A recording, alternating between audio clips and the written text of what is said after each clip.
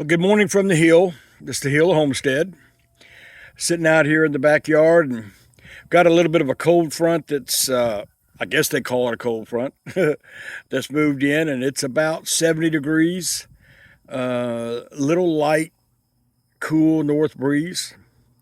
Of course, it's still supposed to find its way to like 92 or 95 or some other ridiculous figure. But right now it's really cool and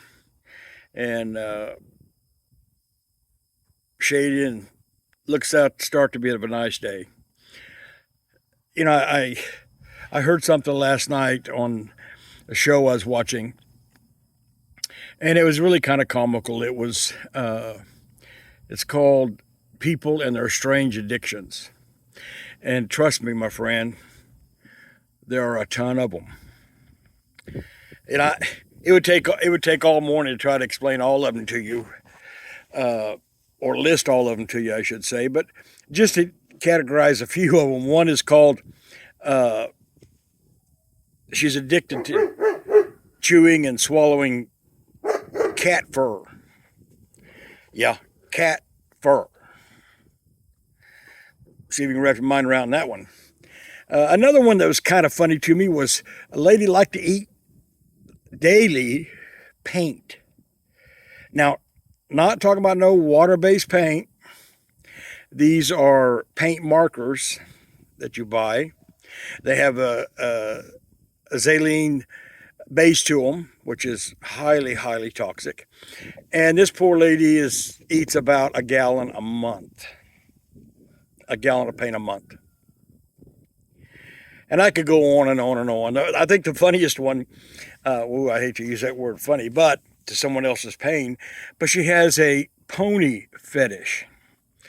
Now, first bloom, you might think that means, well, she surrounds herself with ponies. Wouldn't that be cool? No. She acts and dresses like a pony. Literally. Bit, headdress, uh, prances, trots, pulls a little wagon. She's addicted to be a pony. Some of them I can't even map my mind around, but it was really funny. One of them that they were talking to that eats the cat fur, she said, all I'm trying to do is be my authentic self. I don't care what other people think. As long as I am authentic, I'm okay with it.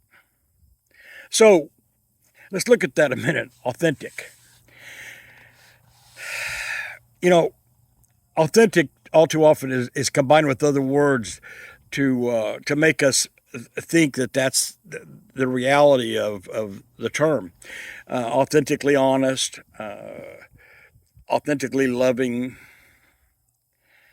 And while I'm sure that can be part of it, but Webster defines authentic as the stripped away version of what you portray to the outside world versus what's at your core. What's at your core. Now, you could be a horrible, horrible, horrible person and still be kind, at certain times. You can be a horrible, horrible person. You can be a kleptomaniac, a thief, a liar, a killer to the outside world.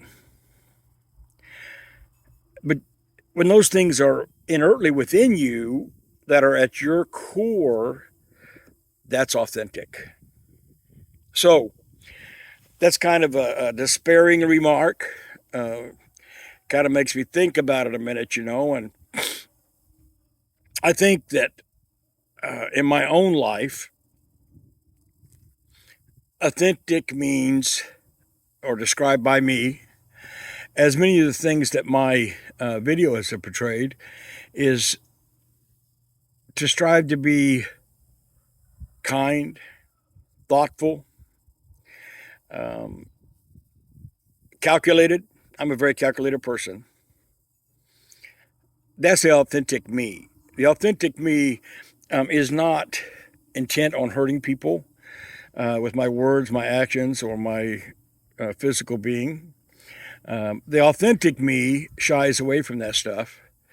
And unfortunately, there's probably been thousands of times in my life, in my past, and it coming in my future, where I have diluted that authenticity by outside surroundings. A lot of times you want people to like you so much, and I want people to like me so much, that I find myself betraying who I think they want me to be. And therein lies the opposite end of authentic. If you're authentic, you're going to be what is in your core all the time.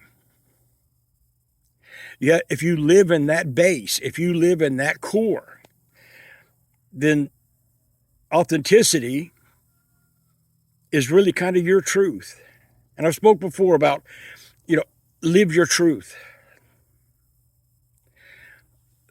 There's an authentic person in each and every one of us. That's the easy part. The hard part is defining what that, I got a little bee loving on me, defining what that authentic person that is you, what that authentic person really is. And I think that should be our goal. I truly don't believe that any of us will ever reach 100% of the time where we are absolutely authentic to what is in our core.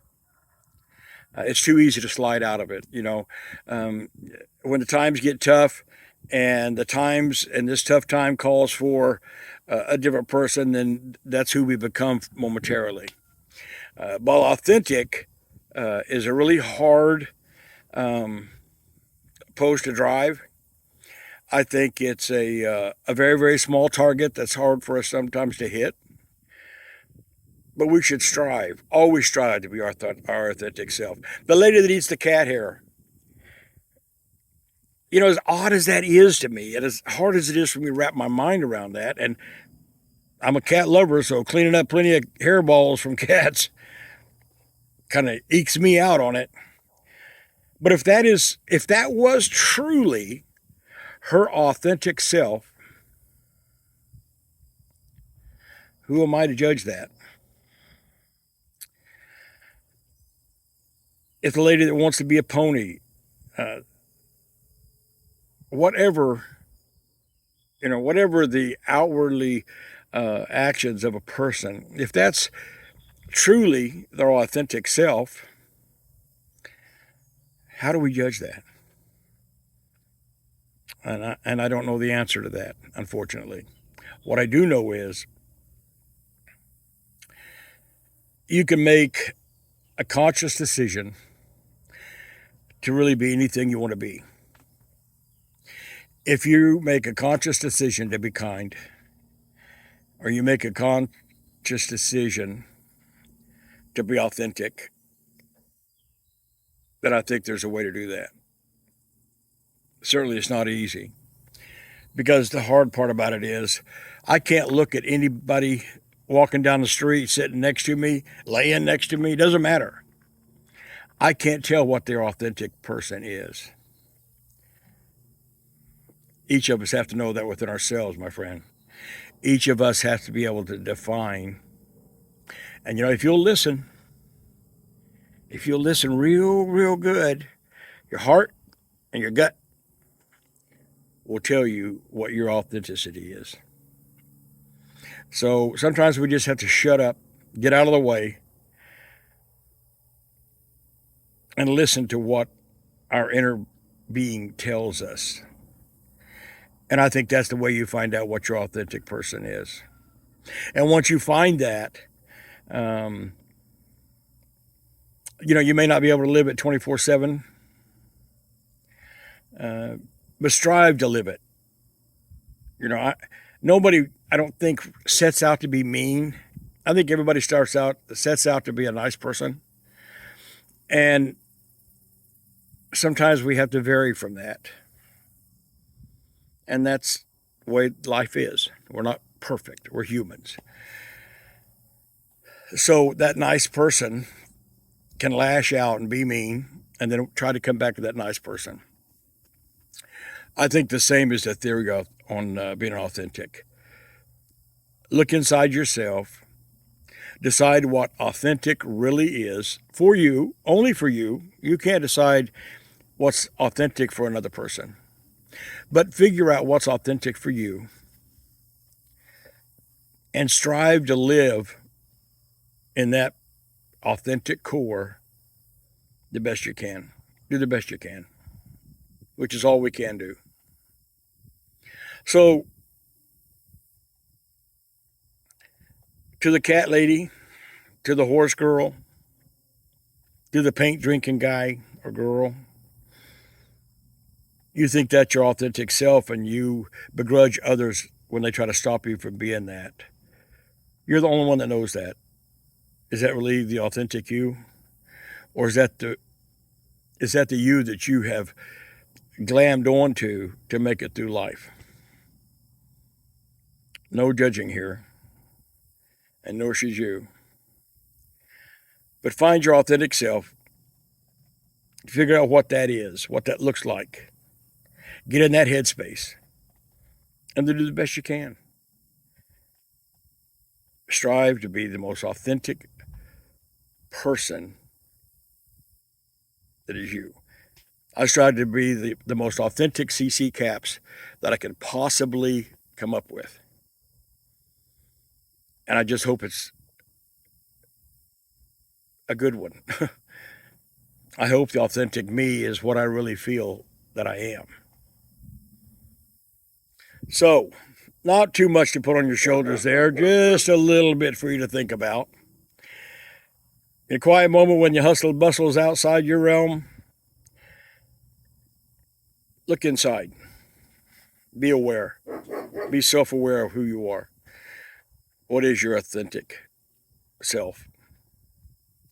I think that once we find that, we'll find a sense of an inner peace.